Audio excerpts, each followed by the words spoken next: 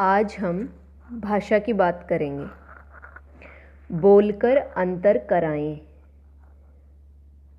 हंस हंस, चांद चंदा, अंगना आंगन, पूंछ पुंछ, रंग रंगा।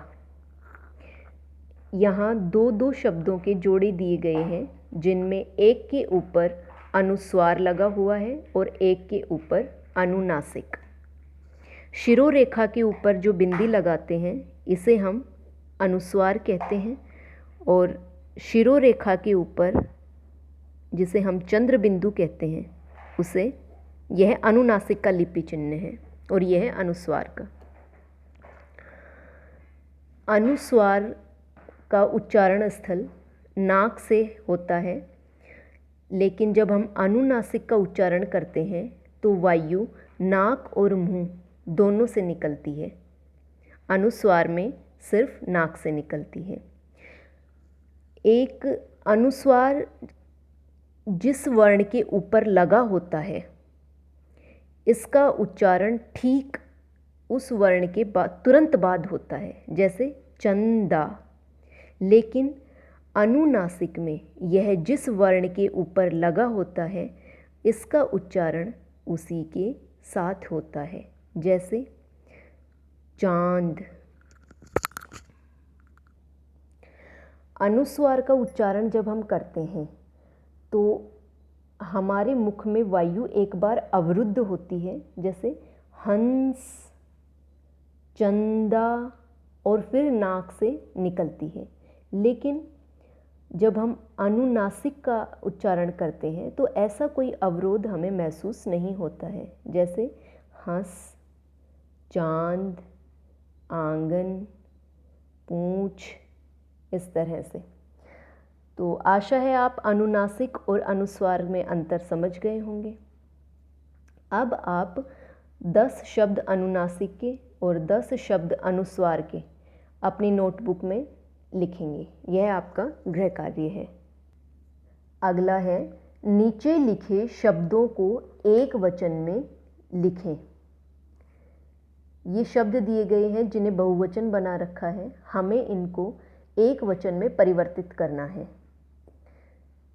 एक उदाहरण करके समझाया हुआ है, चिंगारियाँ, इसका एक वचन होगा चिंगारी। इसी तरह से हमें ये सारे अपनी कॉपी में करने हैं। अगला सवाल है नीचे दिए गए शब्दों में से पुल्लिंग व स्त्रीलिंग शब्द छांटकर लिखें।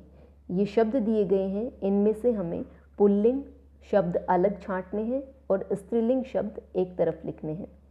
जो शब्द स्त्री अथवा पुरुष जाति का बोध कराते हैं वे लिंग कहलाते हैं। लिंग 2 प्रकार के होते हैं, स्त्रीलिंग और पुल्लिंग। ऊपर ये शब्द दिए गए हैं, इन्हें आपको 2 भागों में बांटना है। एक तरफ स्त्रीलिंग शब्द लिखने हैं, दूसरी तरफ पुल्लिंग शब्द लिखने हैं। यह भी करें। इसमें से आपको एक तो यह करना है, हम बालक अपने देश की सेवा के रूप में कौन कौन से कार्य कर सकते हैं, चर्चा करें।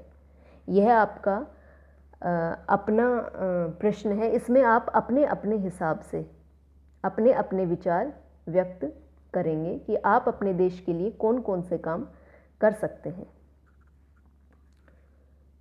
एक यह करेंगे, भारतीय व अंग्रेजी महीनों के नाम लिखो।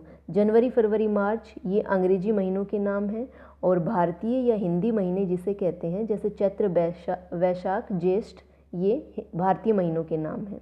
आपको इन दोनों महीनों के नाम लिखने हैं।